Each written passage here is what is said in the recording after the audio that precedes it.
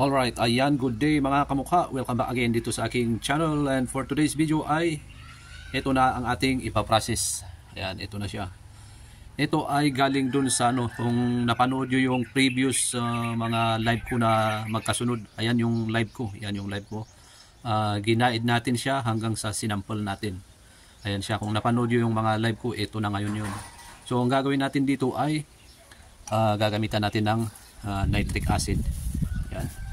So pag ginamitan to ng nitric acid, kung ano man yung matitira dito, yun yung ating lulutuin. Ngayon kung walang matira, kinain lahat ng nitric acid, ibig sabihin walang ginto. Pero kung may matira man dito, ibig sabihin may ginto. Yun yung ating lulutuin. Ayan, so lagyan lang natin ng paunti-unti muna tayo paglagay ng ating nitric acid, hindi biglaan kasi masyadong malakas itong nitric acid na gamit natin. Alright.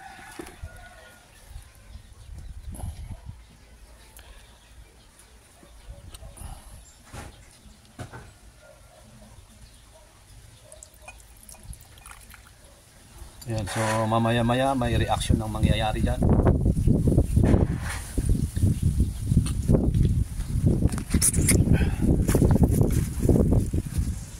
Ayan.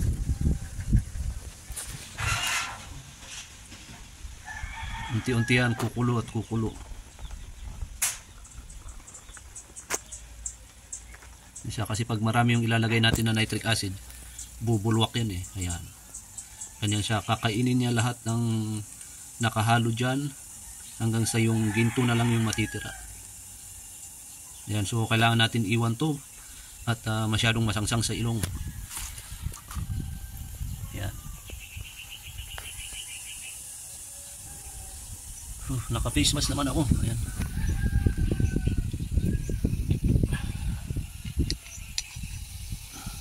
Yun ang lakas ng acid oh.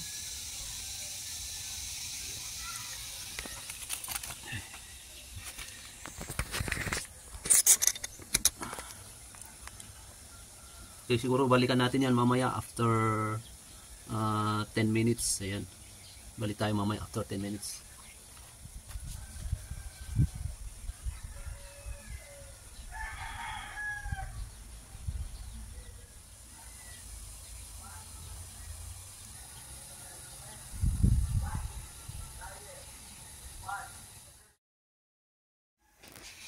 Alright, ayan. Kanina bumulwak siya eh. Ayun. Sayang. Pag ganyan na unti-unti na siya ngayon, kunti na lang yung pagkulo. Ayan, so pwede na to. Antayin lang natin na yun, mawala yung kanyang usok. Ayan. Pagka ganyan pa kasi na kumukulo, ibig sabihin hindi pa niya kinakain yung mga nakahalong metal. Ayan, so antayin lang natin. Ayan, mabilis na lang yan. Malapit na.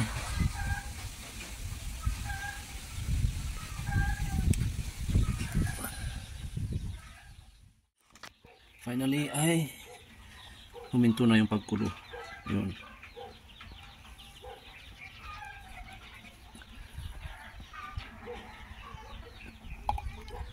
Ayan, so diretso tayo sa ating refinery at huhugasan natin yan ng malinis na tubig. Okay.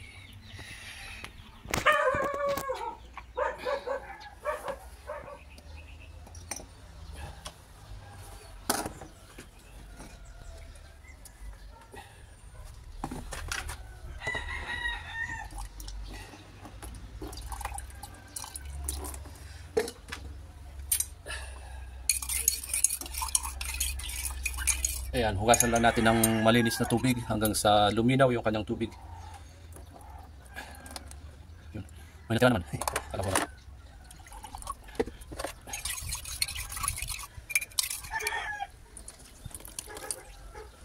You know.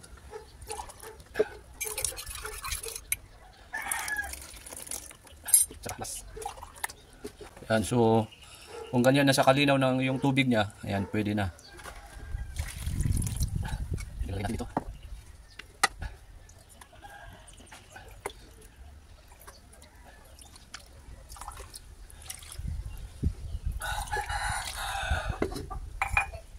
So yan, balutin natin ng malinis na plastic.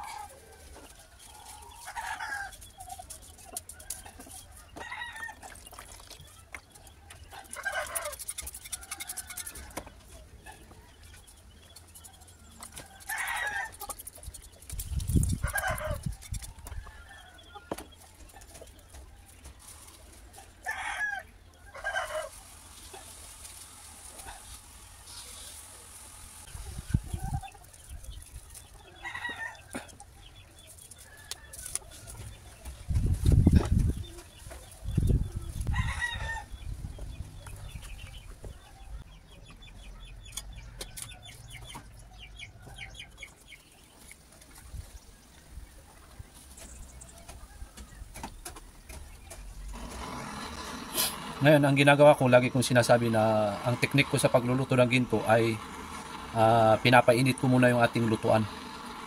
Ayan, so kailangan ko muna painitin bago ko ilagay yung ating lulutuin.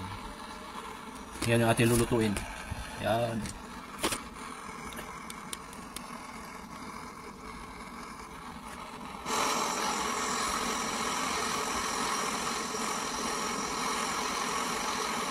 Tapos, lagyan natin ng borax.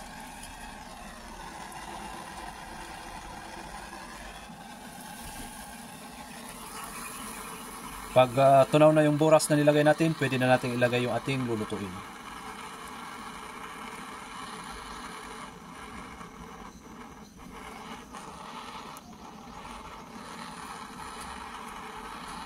Yan, so natunaw na.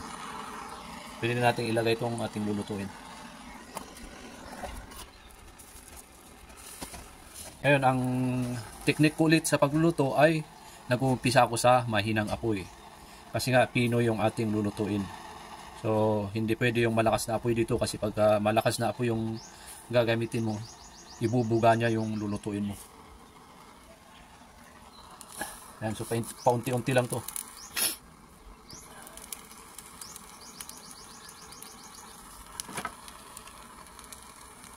Maya lalagyan natin ng borax.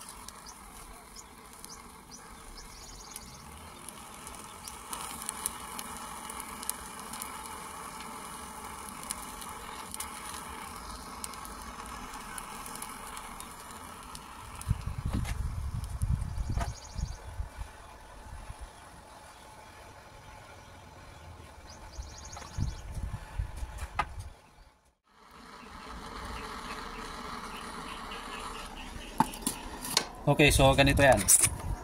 Ayan, so pag ganyan na unti-unti na siyang natutunaw, ayan, unti-unti na siya natutunaw, so pwede na nating lakasan yung ating apoy na ginagamit. Ayan.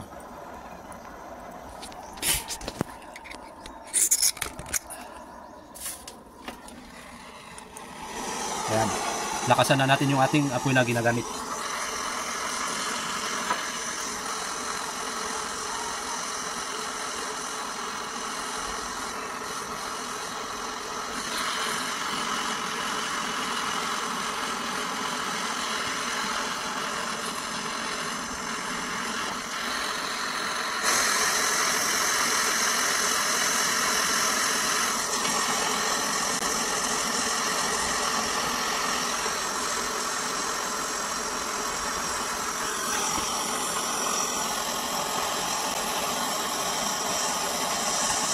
Yun o. Natunaw na.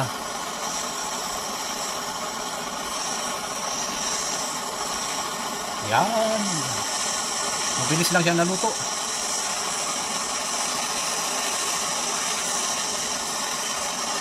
Oh. So, lagyan natin ng borax. Ayos na yan. Ayos na ang buto-buto.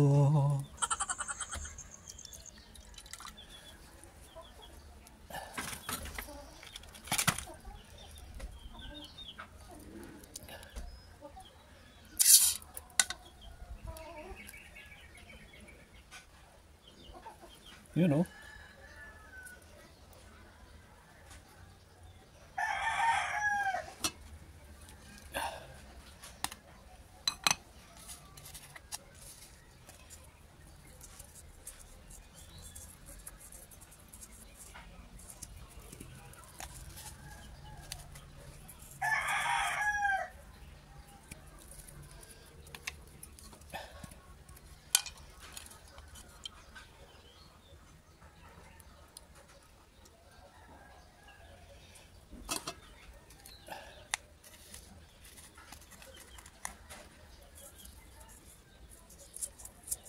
Kaskas natin para ano, kuminis siya. Kaya ko kinakaskas.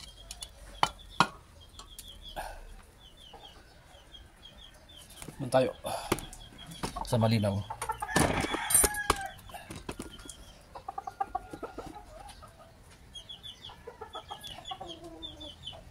Pangit sa ulo. Hindi pa luto na husto.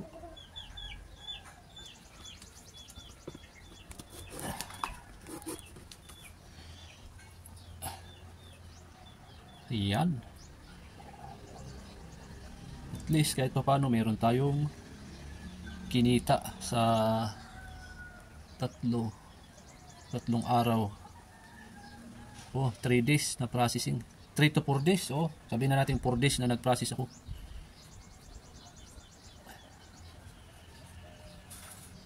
Yan. Cute, cute.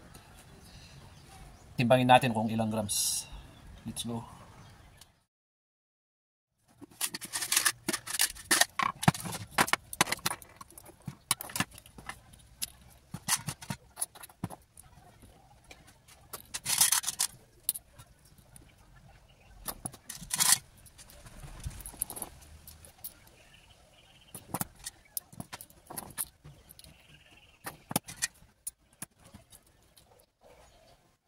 Yun, no?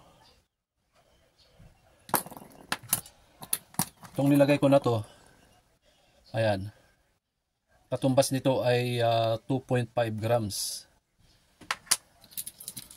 Ito namang nilagay ko sa ginto na lapu-lapu, ayan, katumbas niyan ay half grams, 500 milligrams. Itong palito ay 1 milligram. So ibig sabihin may nilagay tayo sa ginto na 0.9, i-minus natin dito sa 2.5. Meron siyang timbang na 1.6, tama ba? Yun, may timbang siya na 1.6 grams. Yun, no? 1.6 grams.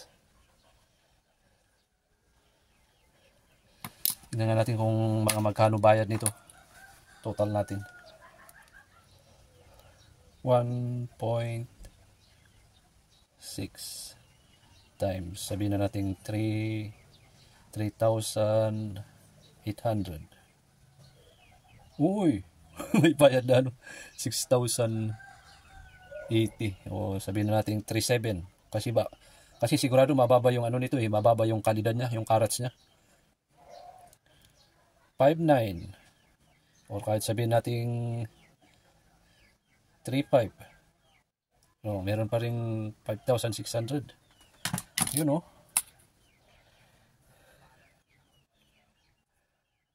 So yun, ito paalala, kasi merong nabudol na subscriber natin na nag-order daw sa akin. Ayan, ang naging transaction nila sa comment section sa mga video ko. Nag-comment siya sa video ko na gusto daw bumili ng mga kagamitan. Ngayon nag-order siya ng borax, lutuan at saka mercury.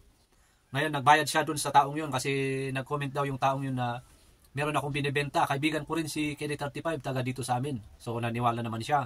Ngayon nag-PM yung taong yun, binigay niya. Ayun, tapos na yung transaksyon, nagbayad na yung tao, yung subscriber natin. Ngayon dumating yung parcel. Dumating yung parcel na order niya. Walang laman yung parcel na in-order niya.